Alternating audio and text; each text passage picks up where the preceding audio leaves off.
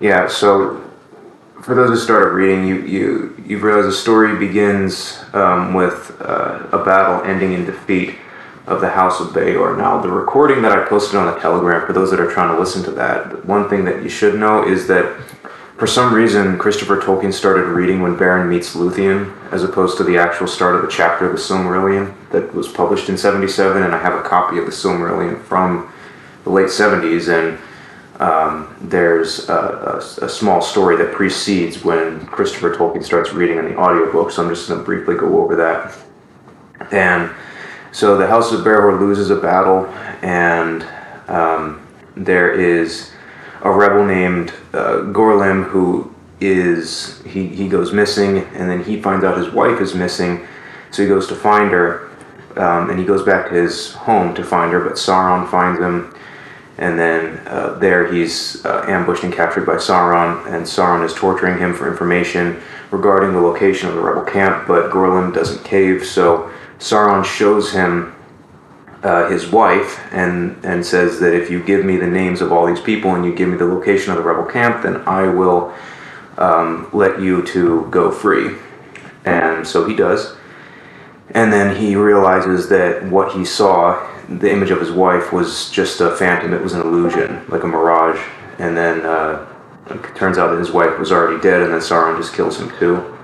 So then with this information, Sauron takes his forces and he descends on the camp and kills everybody except for Beren, who was off on a reconnaissance mission. But among the dead is Berahur, Beren's father.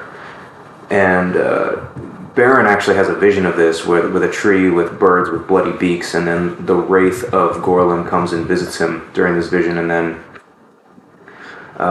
based on this vision, he goes back to the camp only to find everybody dead, and there's a whole bunch of birds there with bloody beaks, and the whole premonition trope is going to be present throughout the rest of the story. So he swears an oath of vengeance, and he tracks down and kills the captain who killed his father, and he also reclaims the severed hand of his father, which contains the ring of Finrod Felagund. Now, the interesting thing about this ring is that if you watch The Lord of the Rings and you see that ring on Aragorn's finger, that's this ring.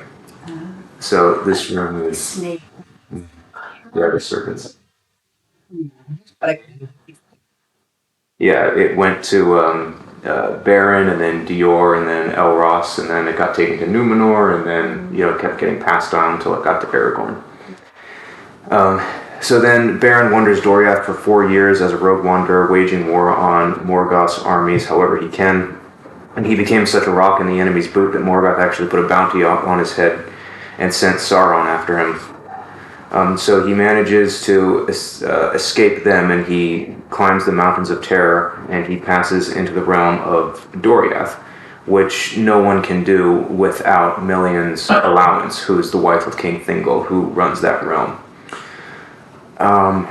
So once he's in there, he sees Luthien dancing in the woods, and he instantly falls in love with her, and then he desires to wed her.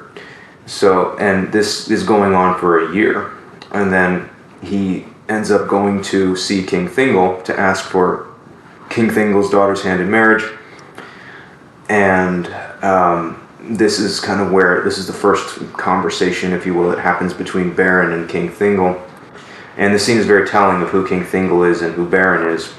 So they make a deal for Beren to journey into Agban and steal a Silmaril out of the crown of Morgoth, and then only then can he marry Luthien. They say, quote, "When we meet again, I will have a Silmaril in my hand." So then Melian says to Thingol after they make this deal, she says, "You doom either your daughter or yourself." And we can talk about that later if anybody has questions about what that means. And then after this, Beren goes to Finrod for help. And Finrod is noble, and he wishes to honor an oath that he made with Bayor hundreds of years prior. And the Sons of Feanor are also present in Nargothrond, where Finrod is, and as soon as Finrod leaves, these two Sons of Feanor start planning to usurp him. So then, while Finrod's gone, he passes his crown to his brother to basically to safekeep that for him while he's gone and rule in his stead. So then they come across some orcs. They killed all the orcs and they took all their weapons and gear. And then Finrod disguises the Baron himself and their 10 elf companions as orcs with elven magic. And then they come across Sauron, and Sauron's magic is so powerful he's able to find out who they actually are, and the disguises don't work on them. And then Finrod and Sauron have kind of a music battle, which kind of harkens back to the battle that Melkor and Iluvatar had in the beginning of the Silmarillion. But Sauron ends up winning, and then he captures all of the companions, throws them into a dungeon. One of them gets devoured by a werewolf, and Luthien senses all of this happening back in Doriath, and she wants to go help Beren, but another elf that she tells about that rats her out, and then her father decides to put her in a tree house, almost like locking the princess in a tower so she can't go anywhere. But she uses her magic to make her hair grow extremely long, and she uses it to rappel down out of the tower and disguise herself, and she is off to help Beren. Rapunzel. That's not the only Rapunzel reference that's going to happen in this story. I love it. That's my favorite princess. Rapunzel. Why is she your favorite of all the princesses? I don't know. Tangled's just such a fun movie. Oh, I never saw it. Me either. Alright, we'll add it to the list. Yeah, I've seen it. Good job.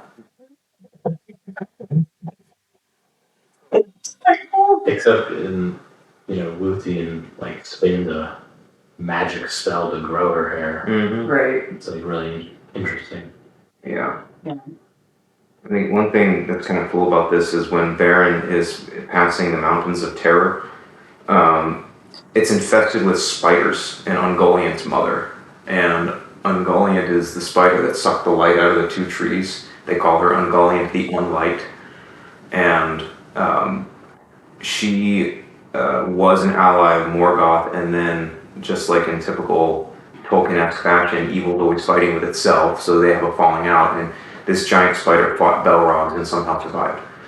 So, and her offspring is what Beren was dealing with when he was crossing the mountains, and they say after that he never spoke of it again, thus the horrific memories returned to his mind. So it's that typical, Tolkien trauma trope about what happens to Frodo after Return of the King and everything, which also happened to him in World War I. So anyway, but were there any thoughts about the beginning of this story? You said only one guy got eaten by a werewolf? I'm pretty sure most of them got eaten by a werewolf. So far, only where we're at in the story, one guy got devoured by a werewolf. Is that true? Well, he described at one point wargs, and how they're like evil spirits within wolves. Yes. Yep. Which I never knew that was like the definition. I just thought they were just like deranged wolves. They're great wolves that are intelligent because there's evil spirit in them. Okay. I just thought that was fascinating. I was like, oh, they're like possessed wolves. Yes. Yeah. So that was news. And Holy Croc actually told me that a lot of dragons were like that in the ancient world. Like they were demon-possessed animals. Yeah. Yes. Sorry, I gotta cut you off, Cody. You probably had I a was wait just for going that to go. to talk about the difference between the version that you referenced, which is some version, and the one in 2017 text, which is almost a lot more simplistic. It doesn't have all those details that you were talking about. Like it doesn't mention Sauron at all. Yeah, well, he was known as Thuth, or Thu, in the Necromancer. Yeah, in the Lay of Luthien, the poem. Yeah, so in this text, it lays out the tale of Danuvio, and then afterwards the Lay of Luthien. So it's you'd have to read both stories and then overlap them. Yeah. That's kind of why I want to draw from both in this study. So even though I only shared one version with Fred, I think it's cool if people want to read more than one. I was going over the poem earlier today, and there is some really, really good stuff in there.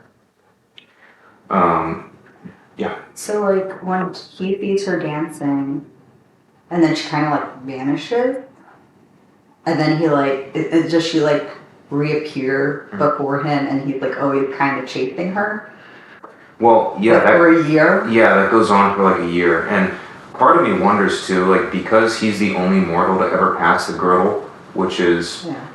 the magical boundary around Doria that Melian cast, like the effects of it are like whenever someone wanders into the girdle, it kind of warps their mind and they get delirious and then they just wander amongst the pathless trees until their food and water are spent and they die of salvation or starvation.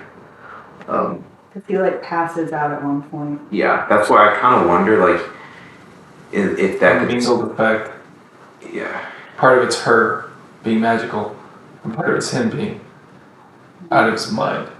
Yeah, maybe. I mean, there is, like, going off the premonition trope, like, Melian, the wife of Thingol, like Luthien's mom, has a premonition that one man's fate will be very impactful on the fate of Doria, and it happens to be Beren.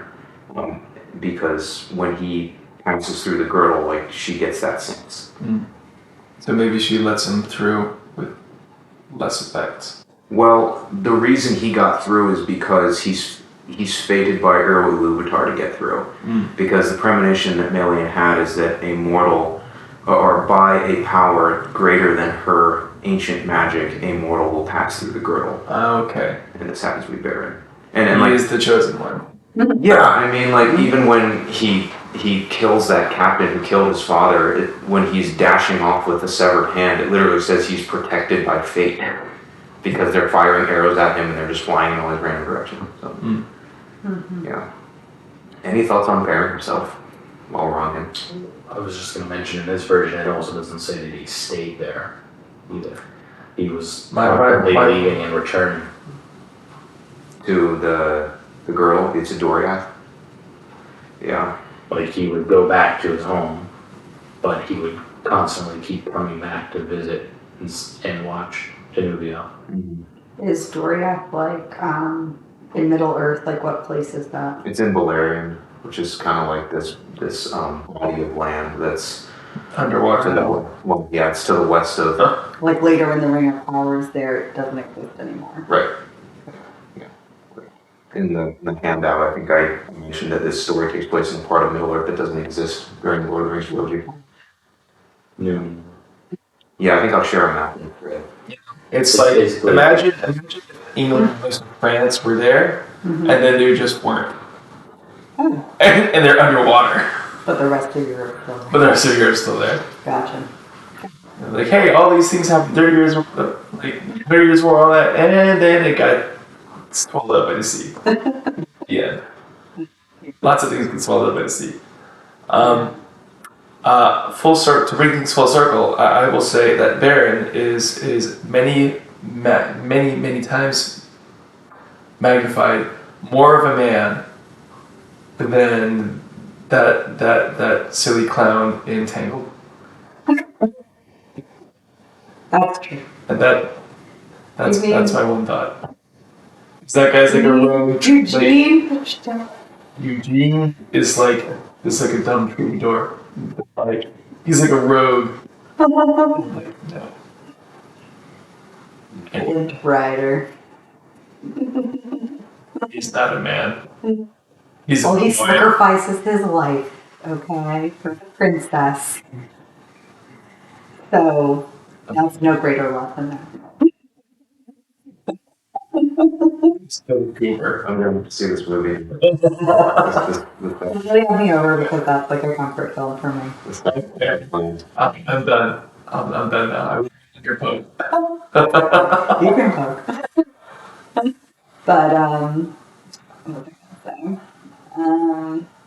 So like I found it interesting that his father, like he kind of takes after his father in the sense that like, you know, you can tell like his father really loved his wife and like, you know, was like, yeah, when he hears she's captured, like is risking his life to like find her again and stuff. So yeah, so you kind of see that's passed on to Beren then.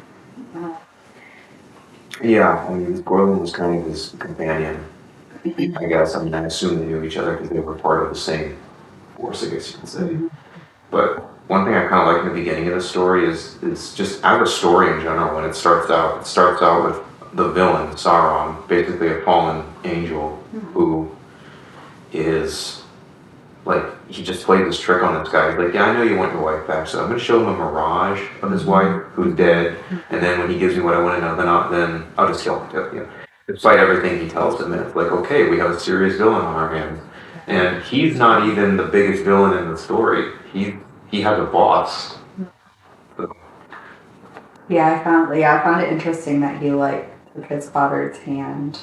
I don't know what happened to the rest of his father, but I guess he was like dismembered. well, the orcs killed him, and then the captain severed the hand that had a ring on it and was like holding it up and brandishing it to like brag about, like, hey, look what I did, you know. Which seemed to have like pushed Baron's rage button. Mm-hmm. And then, But then like it says like when he finally like when there's a price on his head and Sauron's sending out all his bounty hunters and stuff. Well, they said they were even afraid of him. They didn't even really try to hunt him. At least that was my understanding in the book. They were like, when they heard he was near, they actually like left the area. They were like afraid of him. So, but then when he finally had to go, then he's like, oh, I had to forsake my father's grave and leave this land. So apparently, like, he gave his father a proper burial and everything. Okay.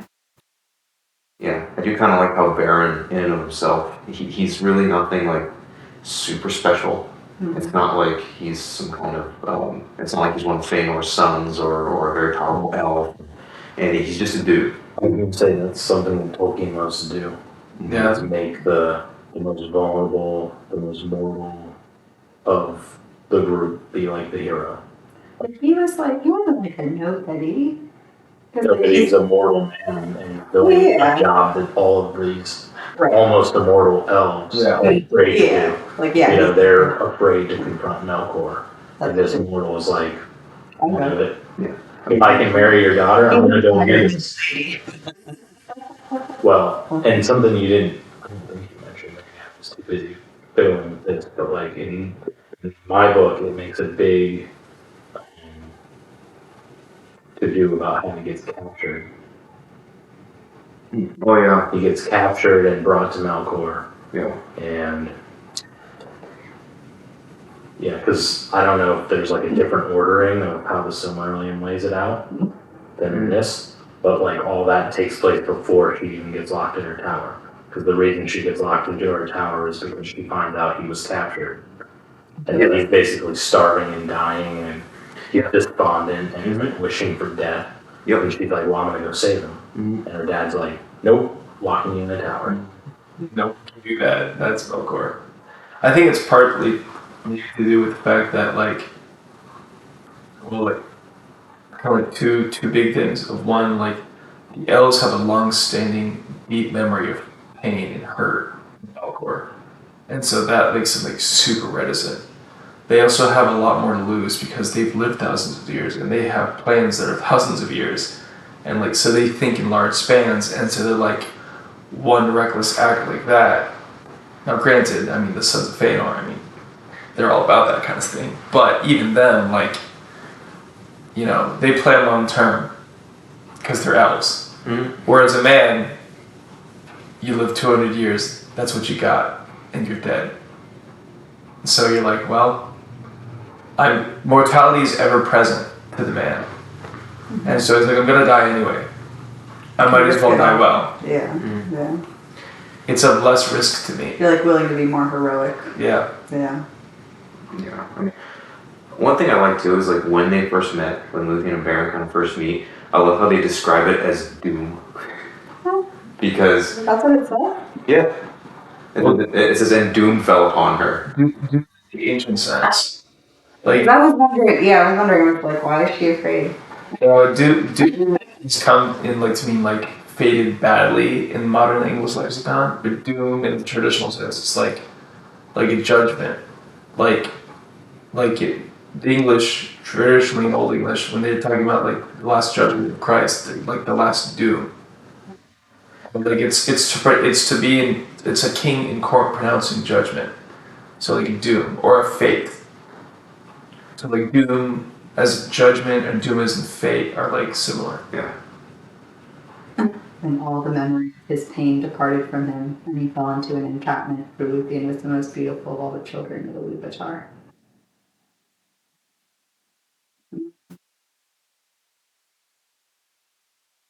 Yeah, she's half angel. But she vanished from his Yeah, sight. it's very. Mention the doom. Interesting. Yeah. That's interesting that in his heart he called her to Nuviel. Mm. And it's Nightingale, daughter of Twilight. Mm-hmm.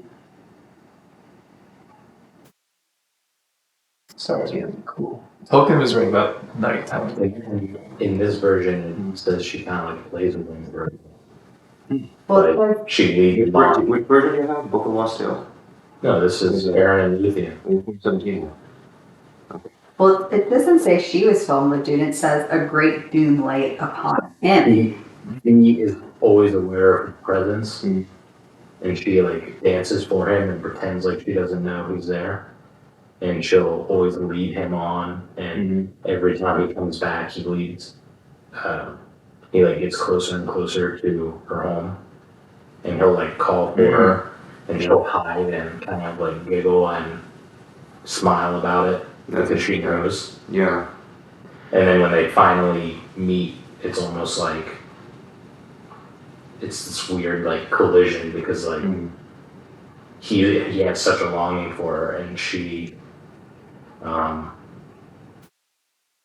of has a longing for him in the same way, but differently. Yeah. So it says doom fell on him. Yeah, I'm going by the Silmarillion chapter version. That's what version you have. I'm not sure. Okay. Yeah, I mean, you heard Silmarillion, so Yeah, one of the reasons why I'm keeping my descriptions kind of vague and extremely broad is because there's about 4 or 5 different versions of the story that people can read. And I think it's fun to draw from all of them. But, yeah, I mean, but I kind of like how, like, the thing is with Luthien, like, she's literally older than the sun. Like, she's over 3,000 years old. And the fact that she was willing to fall in love with, like, 3,000 years, she's never been wed, and all of a sudden she falls in love with a mortal. That's one of the reasons why, like, even though, like, this is a love story, but... Well, yeah, cause that's when it came, because then as she looked at him, doom fell upon her, and she loved him. Yeah. Yeah. Even though I do think that it is a love story, I don't like putting the love story part kind of front and center. it's a cosmic story. Exactly. It's very much a story of the providence of the Luvatar. Yeah, because like there's no reason that. I mean, I don't think elves are not so dissimilar to human that I think female elves would probably want someone that's older than them and more established, rather than a dude running around in the woods I know. with a hand. It is kind of like, it does kind of bring back the trope of the Hold on. scrappy. So in his fate, Luthien was caught, and being immortal, she shared in his mortality. And being free, received his chain, and her anguish was greater than any other of the Elendali has known. So did she become mortal? Not now. But she's thinking about it? Well, if she loves the mortal, then she's going to have to sacrifice her immortality to marry more, kind of like Arwen. Yeah, Why can't they marry as like her immortal and then mortal? Why can't Beren become immortal with her? No. Like, why can't she just remain immortal? They get married, he dies, she continues living. Because she'll die of broken heart. Like, so, remember when Elrond is telling Arwen, he's like, you marry Aragorn, like, this is what's going to happen. He's going to die, and then eventually you're just going to, like, wander on as, like, a miserable, so then you just fade away. Such a beautiful Yes. the black thing. Yes. But that's exactly what this is. Like, when Aragorn references this story in the Fellowship of the Ring, on Weathertop, Yeah. like, this is it. Like, the elf maid gives her love to the mortal, and then Frodo's like, well, how did it end? It's like, she died. So, like, in Tolkien's world, it's like marriage is, like, serious. It's like you're, like, intertwining your essence with somebody else. kind of always wondering if this story is like a prefigurement of Aragorn and Arwen. Yeah, exactly what it is. And actually, and when a story that prefigures this one is Thingol and Melian, when they come across each other, because Thingol is an elf and Melian is basically a Goddess. And they literally stare at each other for years. And Oh, love triangle. But Daron the minstrel also loved Luthien. yep. Yep. But I he's read this very late at night. and So he screams. heard of the parents, the rent. Yeah, He doesn't- she's not even mentioned in this version. Wow. Really?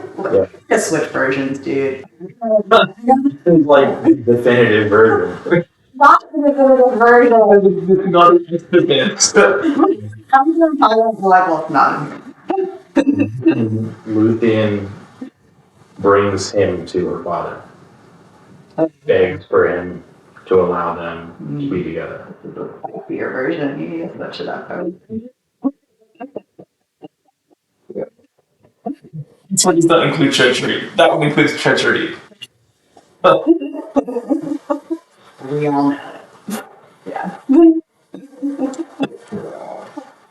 Wow. This is And a little bit of Luciferian workmanship over there. I'm like, I'm literally thousands of years older than him. Why should I not have the pace and privacy?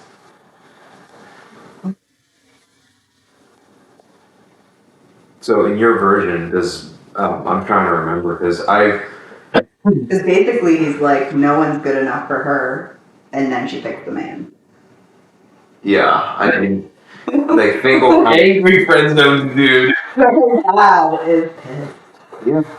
Yeah. Well, the thing. Okay, so the thing is the thing with Fingal is that he is like his character is kind of like reminiscent a little bit of Thanor's, who the crafter of the Silmarils, and because he guards those jewels like a greedy love. Like that's kind of how he treats his daughter. He kind of has this possessive love of his daughter because she is the only half elf, half Maiar ever. Like, she's He knows his. I mean, and granted, like this is a medieval book, right? And literally, like that's how historic kings were. They're like, my daughter's beautiful. I can literally pawn her off for like entire kingdoms. Right. And he's like, my daughter's half angel. If one of Feanor's sons actually got one of those jewels and was sad because they didn't have a wife, I could have a jewel. Right. Yeah. So he's like, I'm not gonna just give her to some Joe Schmo who like He's good at with that. the best luck in the world just kind of wandered into our kingdom. yeah. What she said? Mortal men he did not even take into his service. Yeah. Oh, she makes her father swear that he won't kill or imprison Beren. But then he sends servants to lay hands on him. Yeah. Oh my goodness. Yeah, I mean, I love what Beren says to him though when he says, "Okay, fine, you can marry my daughter if you walk into hell and take a jewel from the devil's crown and bring it to me." And Baron's like, "Well, do all you elven kings sell your daughters out for so cheap?" I know that's true, he does say that. Mm. Well, he says to him, because he's like basically dissing him. It's like Thingol spoke slowly, saying, "Death you have earned with these words, and death you should find suddenly, had I not sworn an oath in haste, of which I repent. Base-born mortal, who in the realm of Morgoth has learnt to creep in secret as his spies and thralls." Then Beren answered, "Death you can give me, earned or unearned, but the names I will not take from you of base-born nor spy of thrall." Yeah, like my house has not earned such names from any elf, be he king or no. Yeah, He's pretty proud. yeah. No, he's not a. 'Cause, I mean, he comes from a good house. Like in the world of men, he's not a nobody. He comes from like a noble house. Yeah. But And he's he's a warrior. Like his dad was a warrior. But as Thingol rightly points out, he is way, way, way out of his league. No, for sure.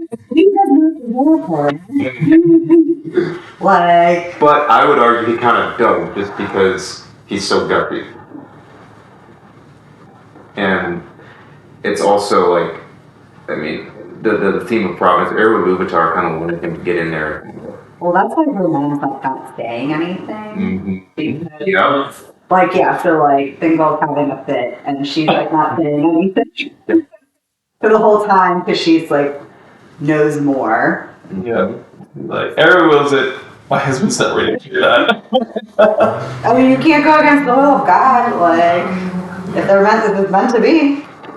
I love how she says, like, once she sends him off, she's like, you've either doomed yourself or your daughter. Basically, like, if he goes and dies, your daughter is going to be in anguish. And if he succeeds, then the doom of Mandos will be on your head. Because if you get one of those jewels, like if he survives by some miracle, and whoever has a Silmaril is under the curse of hatred that was put on the Silmaril earlier in the Silmarillion. Yeah. So it's like it's almost like getting the ring. Like, do you really want the ring? Like, you know the trouble that brings. So that's the part I missed when I read all the Silmarillion. So these Silmarils are these stones Yeah. made by Morgoth or something? No. They're made by Fan. Go ahead, Mike. I was gonna say, like, That's the best story I need to know. yeah, well, that's why they're recording my program. But yeah, basically, Feanor kind of crafted these jewels, and you know how like when Sauron crafted the ring and said he poured his cool. Feanor was like this super proud elf. He's Galadriel's uncle.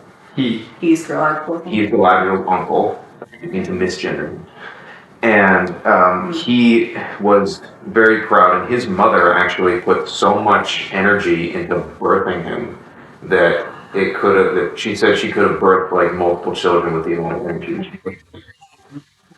Yeah. I didn't. But yeah, and so he's very proud. Yeah, very ambitious. His mother died giving birth to him. Well, she gave birth to him, but then she kind of went into the gardens of lore and just kind of Lorien just moved away because like she spent her life force, like an immortal elven woman spent her life force giving birth to this guy. And so you can imagine the kind of power he's got inside of him. He puts that power into these jewels and guards them with a greedy love. And then, long story short, Morgoth basically, through conniving and manipulation, sows discord amongst the elves. And now there's these civil wars being fought over these jewels. And the oath of Feanor is that his sons will stop at nothing to get all of these jewels back. So whoever had them is basically under the wrath of the sons of Feanor. So hence Melian is like, if you get what you want here, you're kind of screwed. But of course, the whole point is to just get Beren killed. Right. Yeah. It was. Oh yeah. Go. Still. Submission. Yeah. But then But again, the implication is, if he does, he's like, no way. But if he does, I'm holding a bomb.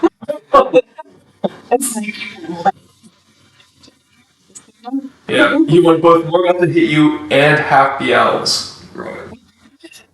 Just like you haven't thought this through, honey. The love of your daughter is blinded you. Yeah. And it's because just like a little thing that I find like really interesting is that like about the Silmarils is that so Feanor is a craftsman. He's a great smith and builder. Does Thea know? Yeah, Feanor is the one that made the jewels, and he himself was taught by the god of smithing. And when he made the Silmarils, Aule himself, the god of smithing, was like, I can't do that. He built something that the gods themselves couldn't make.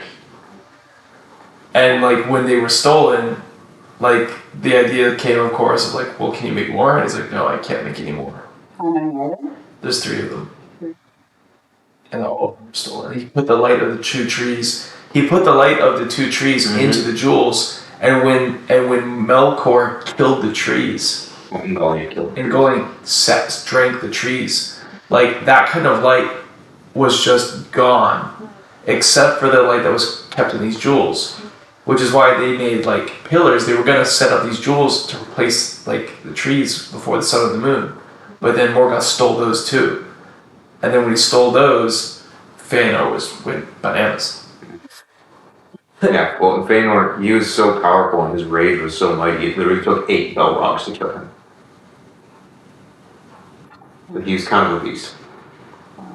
But, yeah. So, So Thingol really wants one of those. okay. Or rather, he doesn't want one of those. He wants to kill Beren. He wants to kill Beren. Yeah. It is actually. I mean, every elf, of course, would want one, but like as a passing notion, like there's a. He just wants one. Why not send him to get all three? Well, the point was like the task was supposed to be impossible. He doesn't expect to actually get it. Yeah. And the guy actually keeps them in his crown, though. Like, All three of them. okay. Yeah. He could just take the crown. Well, the crown's huge and heavy.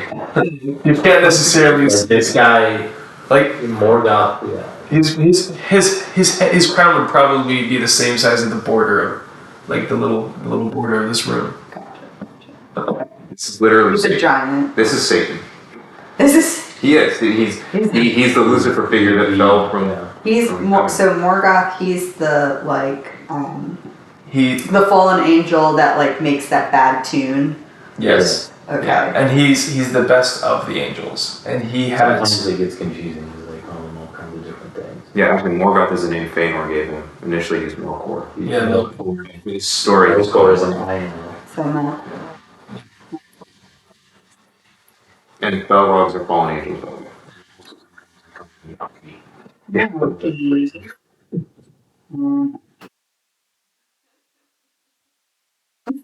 Yeah. But a comparison I couldn't help but notice is like when we were going through Kill We Have Faces and it was talking about Psyche, how she could heal people with her touch, and she, you know, I think she could make flowers grow and all that, and like wherever Luthien wants flowers grow. Like I can't help but wonder that. yeah, she started singing in like winter was over. Yeah. Spring came. Here, so I always wonder, like, I can't prove it, but I really think that Tolkien and Lewis talk to each other about these things and drew from each other's ideas. And these, like, What is the feminine? Yeah. Because they both. I mean, they're in the Victorian period. I mean, Like, like, it says she is like clad in blue. Like that's like very, Yeah. like Theotokish. Yeah. Theotokish. The thing. Were you guys talking about Darian? Was that the other guy you mentioned? Oh, the music. The guy that likes her. Yeah, was the name Darren? Yeah, something. Darian? Yeah, they're Yeah. Yes, this, he is her brother. Yeah. No. Yeah. You have the very bland version. You just love that drama, don't you? Yeah. But you know, one interesting thing though is like on the topic of Luthien, how she is known as both nightingale and daughter of twilight. The nightingale is the bird that sings in the morning, and she's also referred to as a lacquer. What's that word? Starts with an L. That's it. They sing at night, hence she's daughter. So she is the culmination of evening and morning. She wears blue. Her eyes are gray, like Twilight. So it's almost She like has the dark hair, like what did she say? Like the shadows of trees. Yes. Twilight or something. yeah. So like she's combining these opposites. And since you brought up Theotokos, one thing that I could not help but notice is that Theotokos takes Motherhood and virginity. uncreated God. She's a created being to give birth to the incarnate God. So she kind of collapses with dialectics. And we see the same thing from Luthien, not in like the same story, obviously, but the principle. Yeah. Her raiment as the unclouded heaven, but her eyes were gray as the starlit evening. Her mantle was sown with golden flowers, but her hair was dark as the shadows of twilight. In other words, perfect. In her face was a shining light. Interesting though, Tolkien usually does portray the women in his story as without head coverings. Yeah. This is pretty Christian. Despite the fact that he's like super medieval, but like that aspect of the medieval world he doesn't put in there. We have, you know what he's trying to do. Like he's going back to like pre-Christian, Yeah. like paganism, like primordial religion of Eden kind of thing. But yeah, I mean, in terms of one thing too, I think is worth mentioning is Beren. You know the reason he goes to Finrod right away. As soon as he goes on this journey, what's the first thing he does? He goes to Nargothrond and seeks help with Finrod Felgund. Why?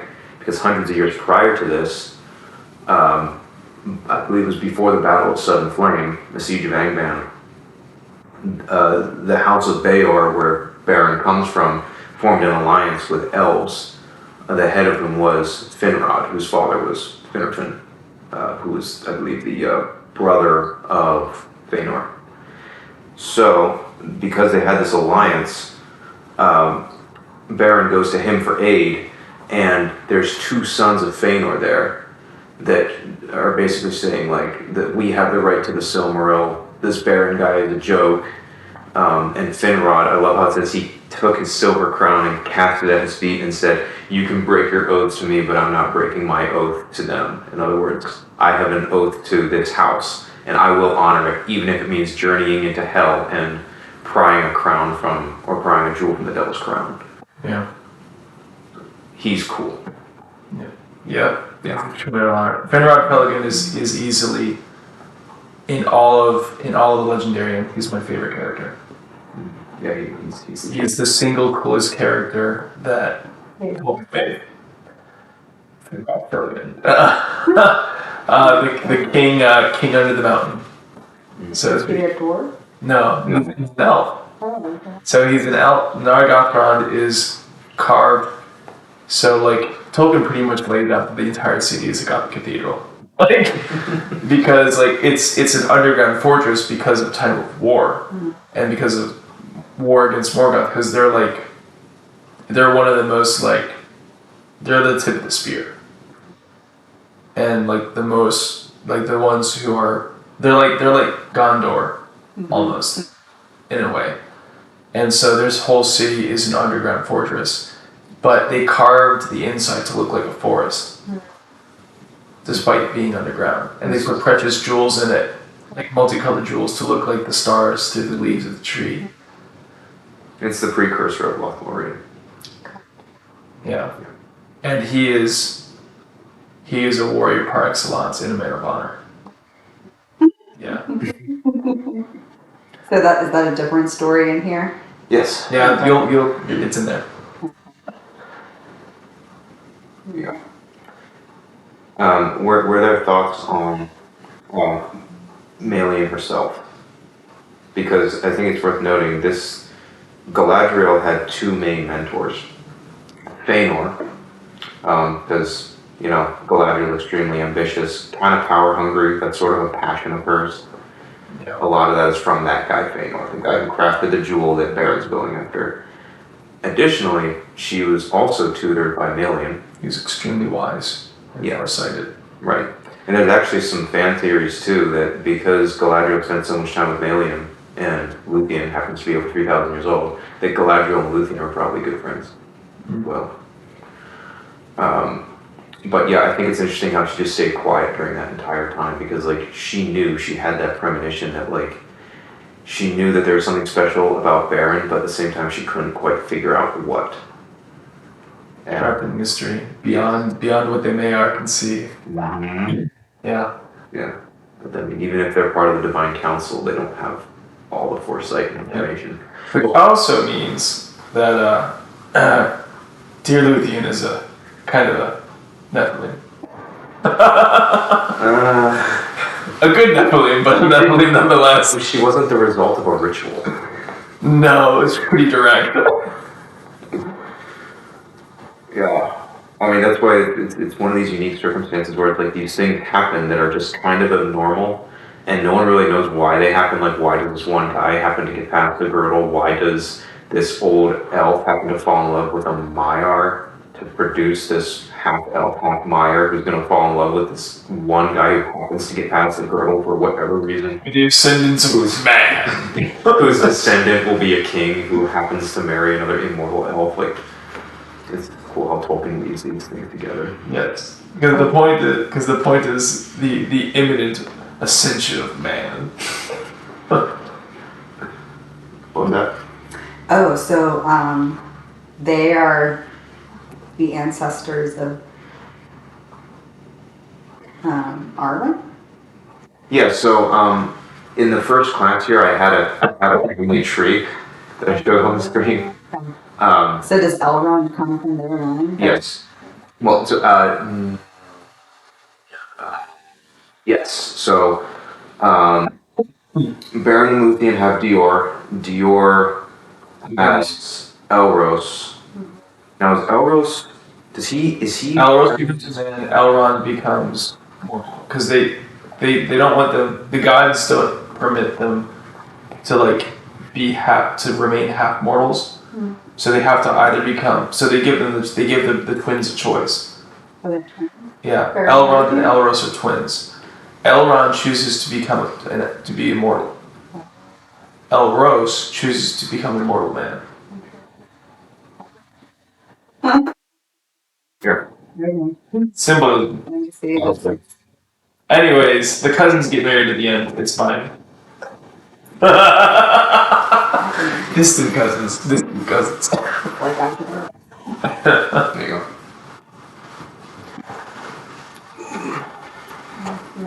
half man.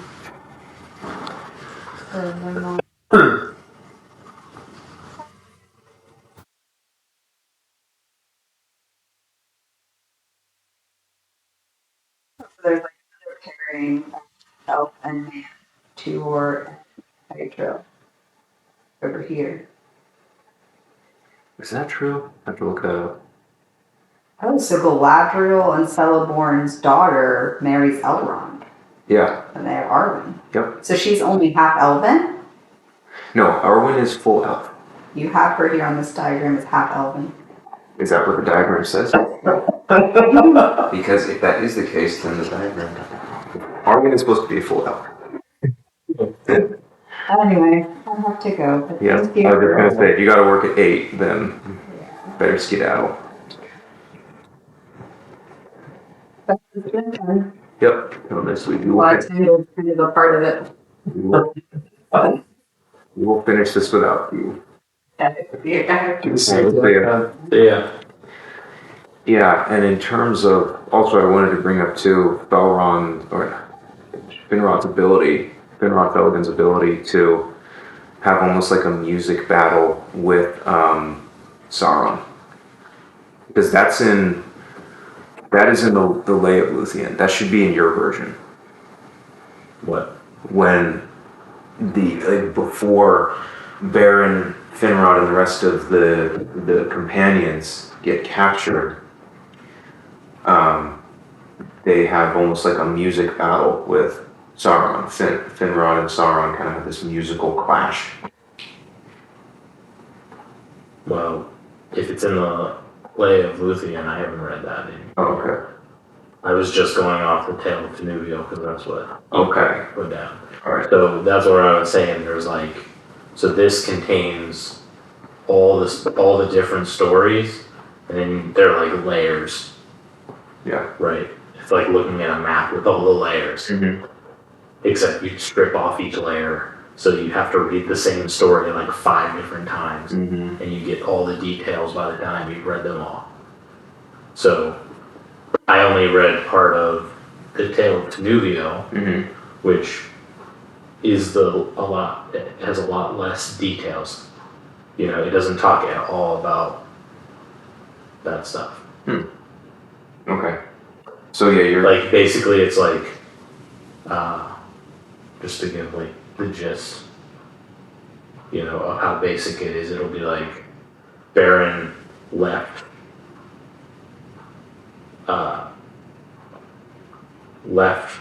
Luthien and set off on a journey, and then he was beset by orcs, and then he was captured, and then he was taken before Morgoth, and then he was enslaved.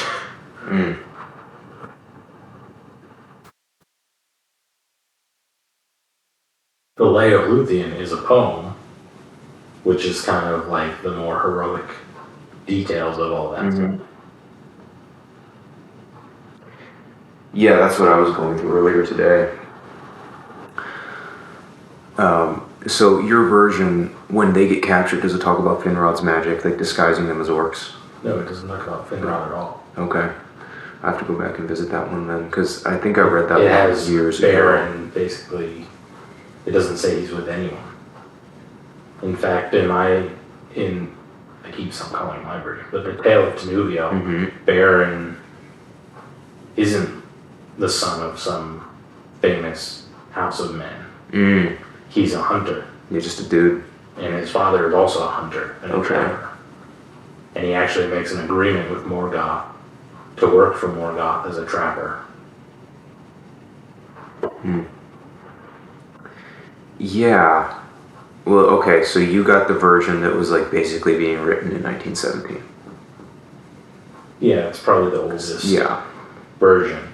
And then the next one is like that, but more. But you posted, the only reason I read this version is because you posted pages 40 to 55, that's what this is. Yeah. Tale of Tenuvio, which is the older version. Yeah. Yeah, I read that version probably 6 or 7 years ago. But yeah, were there any additional thoughts just on the story thus far in terms of just the metaphysics of it, frankly? I mean, one thing that I do kind of like is how seriously the elves take their nature, and that could make them come off as kind of tribal, but on the other hand, though, the concept of being unequally yoked is very present in their whole philosophy of life. Like, immortal and mortal could not be further from apart.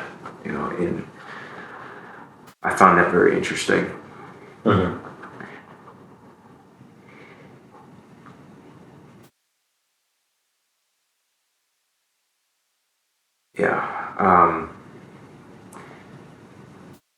The other interesting thing too, though, is I kind of like how, at least in the Silmarillion version, Beren, like, it does say that he does perform, how does it put it, acts of, basically heroic acts by himself for like 4 years.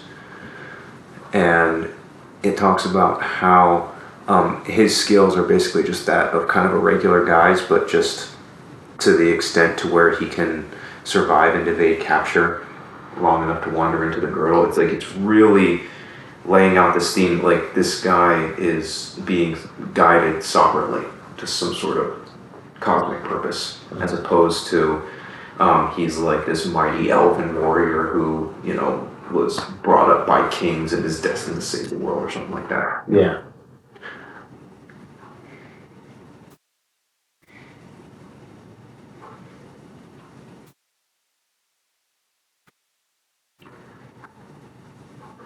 Yeah, and the concept that the ring that Beren has was given by Finrod to I believe it was either Beor or Berahir at some point in the distant past as a sign of friendship, which is extremely medieval.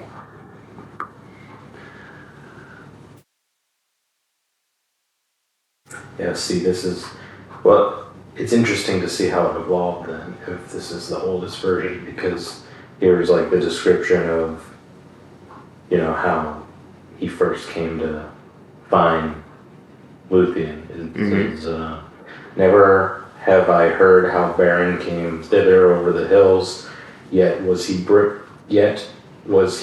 than most, as thou shalt hear. And 'twas the love of wandering maybe alone that had sped him through the terrors of the Iron Mountains until he reached the lands beyond. Yep. Beren was the son of Egnor the Forester. So it's kind of interesting that he kind of evolved the story into being like, oh, now Beren is a warrior, and his father is a more notable figure, and he went through all these struggles and evading stuff to get there to find her. Yes. Yeah, and the other trope too is like how Tolkien puts him through like so much pain and trauma before he finally finds her. in a way. And part of me is wondering too, because like I've read this story a couple times, and it didn't dawn on me until now how, given that Beren is basically wandering for 4 years, just being a rock in the enemy's boot, and then when he passes the Mountains of Terror, Tolkien doesn't even describe how viciously brutal it was, other than that he just doesn't even want to talk about it, lest the horrific memories return to him. So he's probably fighting spiders and Tolkien also seems to presuppose the biological view of sin, which is like, it says Ungoliant corrupted those mountains with her offspring. Like, evil's like an essence that affects the environment. That's another trope of Tolkien that is present in Lord of the Rings that's also present here that I really like.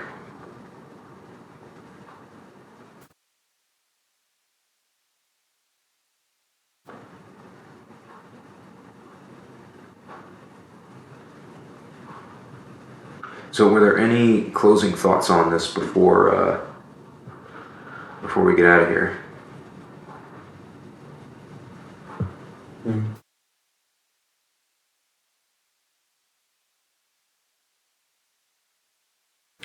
Because yeah, I mean, we're not that far into the story. I mean, the journey has literally just begun. So next week we're gonna get into the next part of the story where Luthien starts doing her share of heavy lifting. So all right, well, if that's it, then you can we can stop the recording, and then once that gets uploaded, we'll post it. And then we can close with prayer to the Pangia. Okay.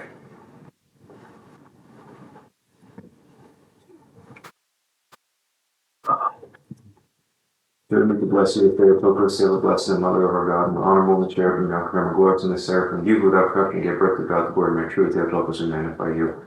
The prayers of our Holy Fathers, Lord Jesus Christ, our God, have mercy on us and save us. Amen.